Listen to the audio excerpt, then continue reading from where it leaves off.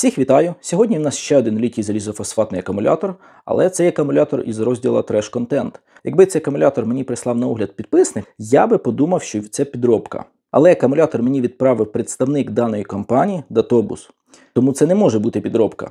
До цього акумулятора у мене претензії по всіх пунктах. До комірок, до їхнього стану, до ємності, до плати БМС, що вона працює неадекватно. Просто по всіх пунктах. Кому цікаво, дивимось відео далі.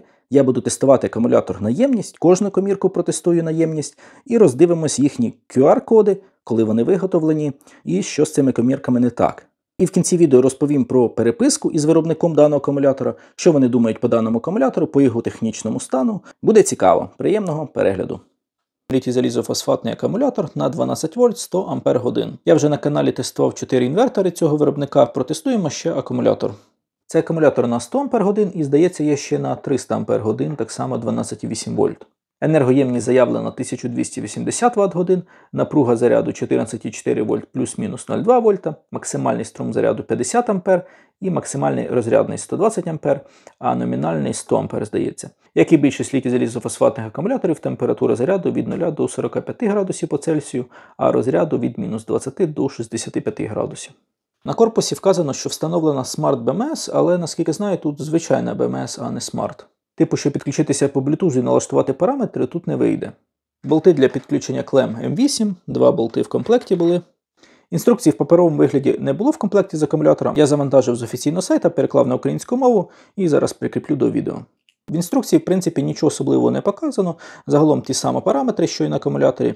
Кількість циклів зарядів-розрядів на різних ресурсах дещо відрізняється. На деяких вказано 4000 циклів, на деяких 6000 циклів, а на деяких навіть більше 10 тисяч циклів. Але я думаю, що, як і в більшості акумуляторів такого плану, це можна орієнтуватись на 4000 циклів. Але я думаю, ми розберемо цей акумулятор і подивимось на фактичну кількість, заявлену в даташиті на елементи. Тут мають бути встановлені призматичні елементи. Виробника ще не знаю, подивимось. Вага акумулятора 9,9 кг. Це нормальне значення для 12-вольтового акумулятора на 100 Ах.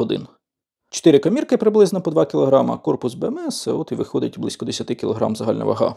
Поставив акумулятор на заряд, струм 40 А, дозаряджу і протестую на ємність. Напругу для заряду виставив 14,4 вольти, і, до речі, акумулятор має досить великий рівень заряду, бо вже напруга 13,9 на клемах. Акумулятор зарядився, струм заряду впав до 0 А, напруга зараз 13,8 вольт. Ставлю на тест ємності. Тестую через Atorch DL24 на струмі 10 А. Запускаю. Подивимось, скільки ампер-годин і ватт-годин віддасть акумулятор. Тест завершився, акумулятор віддав лише 79,2 Ампер-години. Тест тривав 7 годин 55 хвилин, напруга вже менше 9 вольт.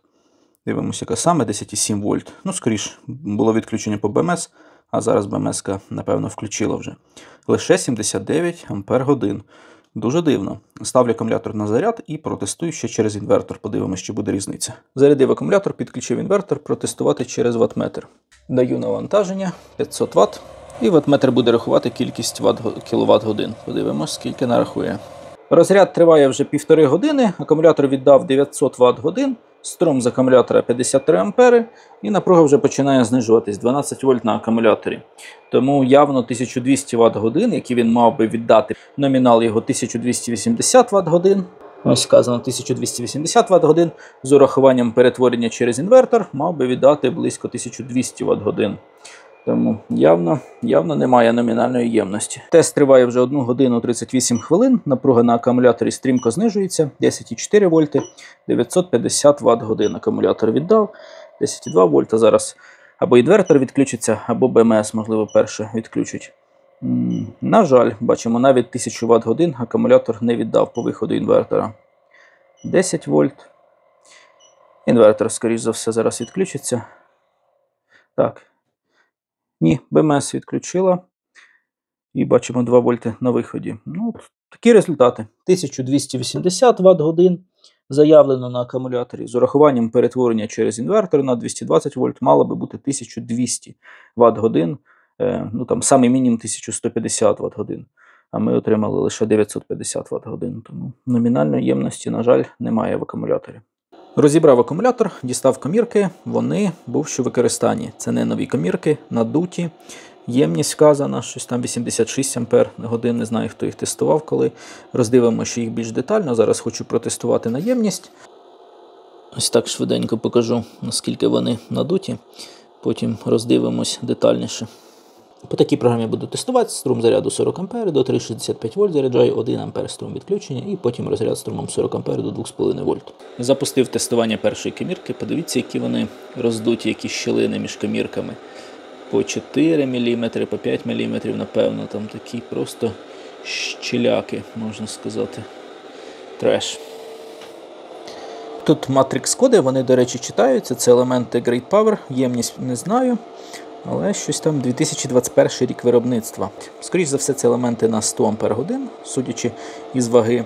Вага разом з БМС-кою у цього модуля з 4 штук десь 8,4 кг. Тому це може бути 100 Ах, може бути 102, 105. Перший елемент віддав майже 83,4 Ах і 266 Вт-годин. Другий елемент віддав 79,3 Ах та 252 Вт-години. Дуже мало, велика розбіжність порівняно з першим елементом.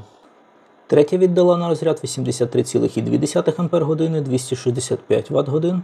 І четверта віддала 79,6 Ах, 253 Вт-години. Ось такі результати тестувань комірок пристроєм ZKE Tech на струмі 40 А. Перша 83,39, друга 79,27, третя 83,2, 79,6 Ах. Бачимо, що дві комірки мають найменшу ємність, друга і четверта. І енергоємність у Вт-годинах. Якщо просумувати, виходить загальна енергоємність 1036 Вт-годин при заявлених 1280 Вт-годин на корпусі акумулятора, а коли тестував через ATORCH електронне навантаження, отримав 1021 Вт-годину. Через ATORCH отримав меншу енергоємність, тому що коли тестуємо кожну комірку, можемо з неї витягнути максимальну енергоємність, бо ми її тестуємо від початку до кінця. А через ATORCH, якщо ми тестуємо акумулятор в зборі через БМС, то у нас або БМС відключить по перерозряду якоїсь із комірки, або загальна напруга може впасти на цих двох елементах, і загальна напруга на акумуляторі досягне виставленої на тестері. Тому тут ми отримали трошки більшу енергоємність, ніж в цьому випадку, але все одно у нас немає заявленої ємності. І через ваттметр отримали 955 Вт-годин, що також з урахуванням перетворення ми мали би отримати не менше, ніж 1150-1200 Вт-годин. Ось так виглядає корпус, який я відкрив. Довелося його значно пошкодити, тому що він був сильно залитий герметиком, пробував нагрівати за рахунок оцих защіпок. Тут по периметру бачимо защіпки і дуже багато герметику, з двох сторін герметик, і всередині, і зовні. Його майже неможливо відкрити без пошкоджень. Тому цей корпус, напевно, краще було би розрізати і потім склеїти, якщо його використовувати в подальшому. Ось тут були розміщені комірки, приклеєні, і зараз подивимося їх більш детально. Ось так вони виглядають. Зверху на клапанах, бачимо, є така поролонова смужка. Тут якісь написи бачимо. 3048, 3093, можливо, напруга, при якій збирали батарею, напруга кожного елементу. Як я вже казав, це елементи Great Power, те, що вдається розшифрувати по цьому матрикс-коду. Ось один матрикс-код і другий. Я зараз покажу на екрані розшифровку через LiFePO4 сканер і через сайт Gobel. Обидва ці ресурси показують, що це Great Power елементи, ємність не показують, дата виробництва жовтень 2021 року. Це може бути і помилка, але в принципі цілком схоже. Якщо ці елементи вже були у використанні, то 2021 рік чому б і ні. Відпрацювали свій ресурс і потім хтось вирішив перезбирати їх в акумулятори такі 12-вольтові і продавати в Україну і в інші країни також. З цієї сторони, де в нас розміщується матрикс-код, видно, що він не перебитий. Ну, що там перебивати? На 21 рік перебивати дату виробництва – це трошки нерозумно. Тому він не перебитий, але бачимо, які вони надуті. Отут щілина десь 3 мм. З цієї сторони елементів зверху найбільша щілина, навіть 4 мм щілина. Тут також десь 2 мм. Є якісь прокладки, текстолітові, напевно, між елементами, але це ні про що, враховуючи стан самих елементів. Якщо так збоку дивитися, то реально це колобки. І рівно проклавши, там до Десь 4 мм надування комірок. Ну, це комірки, які вже просто треба утилізувати по-нормальному. І так само в цій площині видно, наскільки вони надуті. Там просто по 5 мм такі горби. Це жах. З цього боку комірка трошки менше надування має, але все одно воно є. І явно вона не нова. Ось тут збоку, якщо дивитися, також бачимо по 4 мм зазори щілини. А ці крайні прям чітко 5 мм зазор. Ну реально 5 мм щілина. І це не то, що вони, ну от видно, вони були залиті отак з заводу, тому що якби вони розширилися в процесі, ну, наприклад, хтось їх там перезарядив, видно, що герметик, він не зруйнований. Він цільний, він не відстав від комірки, він приклеєний, скотч на місці. Значить, їх скрутили в такому положенні саме на заводі. Воно, це цільна структура. Тому хтось спеціально робить такі акумулятори із комірок, які вже відпрацювали. По БМС у мене є питання, тому що я тестував, пробував захист по перезаряду, і напруга на одній комірці почала зростати 3,75-3,77 вольт навіть. І я відключив зарядний пристрій, тому що більше ніж 3,75 це вже занадто. В ідеалі заряд не більше, ніж 3,65 вольт. Захист по БМС має бути десь 3,70 вольт, може 3,75, ну це крайня така межа верхня. А тут навіть більше, ніж 3,75 вольт БМС дозволяло, тому є питання до цієї БМС. Я пошукав, і ця БМС є як на літій залізофосфат, так і на літій-іон. І, можливо, наприклад, поставили просто не ту БМС, яка не буде захищати взагалі комірки. Тому я відключу одну комірку, підключу замість неї блок живлення і потестую, чи БМС взагалі відключає по верхній і нижній межі акумулятор. Цікаво, що означають оці наклейки 15.07.22. Можливо, це 15 число, 7 місяць, 22 рік, що їх тестували. І вони видавали 86 Ах ємності. І вже з того часу десь, можливо, і працювали, або просто лежали на складах, чекали збирання у батареї. І от мали таку ємність 86 Ах. Бачимо також 5.07.22.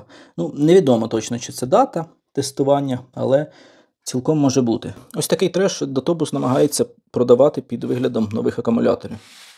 Тут, до речі, шини алюмінієві, приварені лазером. А оця клема – це композитна шина, вона зверху має мідь, а всередині і знизу алюміній. Типу лазером вона приварюється, там гарний контакт між самою коміркою і шиною, а зверху вже можна підпаювати. Ось так, до речі, елементи виглядають знизу. Видно текстоліт і зазори між комірками. Зараз перевірю опір комірок у цих крайніх, де йде підключення плюса і мінуса. Тут в самих комірок складно виміряти, а тут, де шини, тут можна, в принципі, підключитися до контактів, виводів самих елементів. Перша 0,48 мОм, це міряю по шинам 0,49 мОм. Друга по шинам 0,56-0,57 мОм, а на самих виводах комірки збоку тут можна поміряти 0,57. Ну, типу, шини не додають значного опору, приварка нормальна. Давайте наступну. Третя 0,57-0,58 на шинах, а на самих виводах також. І остання четверта 0,55-0,53. Бачимо, є розбіжність по опору. Ось значення внутрішнього опору комірок. Бачимо, що у нас дві середні мають найбільший опір, але по ємності в нас немає такої прямої залежності. Але велика розбіжність по опору, по ємності комірок. Складно такий акумулятор використовувати навіть просто на 12 вольт. БМС буде постійно відключати його по перезаряду, по перерозряду. А якщо підключити два таких акумулятора послідовно на 24 вольти чи на 48 вольт 4 штуки, то взагалі буде жах. Вони будуть просто хаотично відключатися, і інвертор помре буквально під час першого заряду. І опір в зборі забув поміряти акумулятора 2,2 мОм. Видно, що перемички сильно не додають шини опору, але загалом для комірок 100 Ах опір 0,5 мОм, 0,57 – це дуже багато. Має бути 0,35 мОм, 0,33 в такому плані. Великий внутрішній опір прямо вказує на те, що вони вже відпрацювали більшу частину свого ресурсу. Зараз хочу протестувати БМС по верхній межі відключення від перезаряду. Підключив лабораторний блок живлення, заряджаю. Зараз трошки додам, щоб був струм більший. Бачимо, там протікає струм. Лабораторник підключений до БМС. Якщо БМС відключить, то струм заряду зникне. А напругу по цій першій комірці емулюю лабораторним блоком живлення. Виставив 3,62 вольти. Типу напруга на БМС потрапляє із цього лабораторника. Бачимо, зараз заряд відбувається. 3,62 вольти перша комірка збільшую. І подивимось, при якій напрузі відключиться заряд. Дивіться, 3,76 вольт і ще БМС не відключила. Це вже занадто. От реально 3,8 вольт. Це вже така напруга, яку я би точно не радив, щоб БМС відключала. 3,75 вольт максимум, а краще 3,7 вольт. Або 3,65. Дивіться, 3,86 вольт приблизно БМС відключила. Ну, це занадто. Ще раз перевіряю. Збільшую. 3,85 вольт. Верхня межа відключення. Зменшую і подивимось, коли заряд відновиться. 3,7 вольт. БМС взагалі вважає, що до 3,7 вольт опустилися і вже можна відновлювати заряд. Це так дуже неадекватне значення. 3,846 ще не відключає і 3,854 вже відключає. Що комірки лайно, що БМС працює невідомо як. Перевіряю нижню межу відключення 2,4 вольта. Зараз бачимо на першій комірці 2,3 вольта і БМС відключило вихід. І десь на 2,5 вольта робота відновлюється. 2,3 вольта нижня межа. Верхня межа 3,85 вольт це забагато, а нижня 2,3 вольта цілком нормально. Комірки немає резону розряджати нижче, ніж 2,8, 2,9 вольт, але нижня межа 2,5 вольт вважається нормальною для розряду. І спрацювання БМС захисту це може бути або 2,5 вольти, або 2,3. Захист по високій температурі побудований на базі такого температурного датчика 65 градусів. Він розмикає контакт і БМС зупиняє і заряд, і розряд.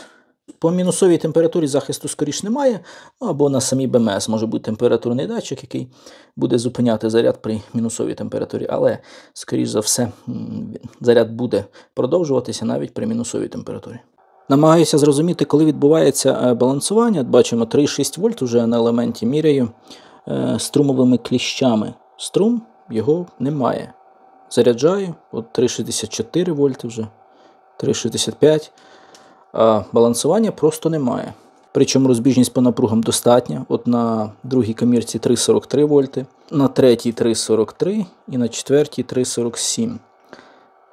Типу, розбіжність достатня для початку балансування. Можна сказати, що 0,1 вольт, навіть 0,15 вольт. Але фактично струму немає, не протікає. Підключив ще раз зарядний пристрій. Дивимось, напруга зростає. 3,6 вольт. Виходить, балансира або взагалі нема, або там якийсь наскільки мізерний струм, що я не можу побачити його. 3,68 вольт, 3,7 вольт. І балансування так і... О, пішло. Дивіться, 3,7 вольт. Початок балансування. Ну, вони що, знущаються? Це, щоб відбалансувати, треба передзаряджати акумулятор завжди. 3,7 вольт. Давайте ще раз дивимося початок. 3,72 вольти, початок балансування.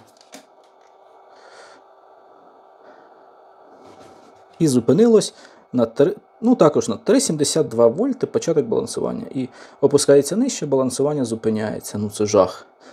Я ще, напевно, таких БМС не зустрічав. Цей акумулятор з цими комірками, з цією БМС, це, напевно, один із найгірших акумуляторів, які я тестував. Ну, це жах. БМС не працює нормально, комірки вживані. За такий акумулятор мають доплачувати ще за утилізацію, а не брати ще гроші із покупців за нього. Струм балансування приблизно десь 60-70 мА, трошки менше одної клітинки. Одна клітинка – це 100 мА. Ну що, давайте підведемо певні підсумки. Хочу сказати пару слів по хронології подій. Після того, як я протестував акумулятор на ємність через пристрій DL24 електронне навантаження і отримав не всю ємність акумулятора, я звернувся до виробника, до Датабуса, з тим, що акумулятор не видає свою номінальну ємність. Чому так? І мене дуже здивувала їхня відповідь. Типу, не треба розбирати акумулятор, тестувати на ємність, просто Підключіть до інвертора, покажіть, що воно працює там, включіть якийсь чайник, я так розумію. Ну, показати, знаєте, як то бутафорію показують. Деякі блогери, типу, підключають акумулятор до інвертора, начебто працює, все добре, типу, що вам ще треба. Але ж він не видає свою номінальну ємність. І я зрозумів, що треба відкривати акумулятор. Ну тут без варіантів. Якщо він важить 10 кг, як і має важити, а номінальну ємність не видає, значить явно з ним щось не то. Вони написали, типу, що ой, ну вибачайте там, ми розуміємо, що з акумулятором може бути якась проблема, але типу не тестуйте там на ємність, це не потрібно робити. Але я вирішив розбирати акумулятор, і після того, як розібрав, все стало на свої місця. Комірки бувші в використанні, роздуті, і тому вони не видають свою номінальну ємність. І після того, як я протестував кожну комірку на ємність, отримав результати 2 по 79, 2 по 83, я знову ж написав виробнику, показав фотографії, що комірки роздуті, що ємність не видають свою номінальну, що рік виробництва 2021. І вони знову почали писати, вам не треба тестувати на ємність, просто підключіть до акумулятора, інвертор, покажіть, що воно працює і все. Значить, вони знають, що там немає номінальної ємності, може їх виробник обманув, тому що навряд чи вони їх самі виробляють до тобус. Це вони десь замовляють на заводі, і їм, може, такі продали акумулятори, партію акумуляторів. А може вони і цілеспрямовано замовляють такі акумулятори, які вже були у використанні, і просто щоб більше заробити на цьому. Я, до речі, знайшов відгуки на Амазоні, один, здається, і на eBay один відгук, де люди так само писали, що ємність не відповідає заявленій. Якісь такі схожі цифри, що там 10 чи 20% не дотягував акумулятор до номінальної ємності. Але там акумуляторів вже не було в наявності, вони типу їх там не продають, може бояться негативних відгуків. Стосовно інверторів до тобуса, я вже тестував не один інвертор, і загалом вони нормальні. Ну там є певні моменти, до чого можна придертися, ці апгрейд-версія останнього інвертора, цього DN03, але загалом більш-менш нормальні інвертори, а акумулятор перший і такий, комом, я не знаю, як це назвати, це жах, одним словом. Причому я бачив, таких акумуляторів багато в наявності в Україні вже є, і, скоріш за все, вони такі само, із цієї ж партії, я так думаю. Якщо в когось є такий акумулятор, 12 вольт чи 24 вольти, можливо, і він тестував на ємність, то відпишіться в коментарях, яку ємність фактично ви отримували. І ще раз наголошую, якщо ви купуєте такий акумулятор в зборі, якийсь літій залізофосфатний, не лінуйтеся, тестуйте на ємність, або візьміть в когось тестер, або просто через інвертор і через ваттметр проженіть, подивіться, скільки ватт-годин він віддасть. Перевіряйте на вагу і на ємність, має відповідати. Напевно, все в цьому відео. Дякую всім за перегляд і гарного дня!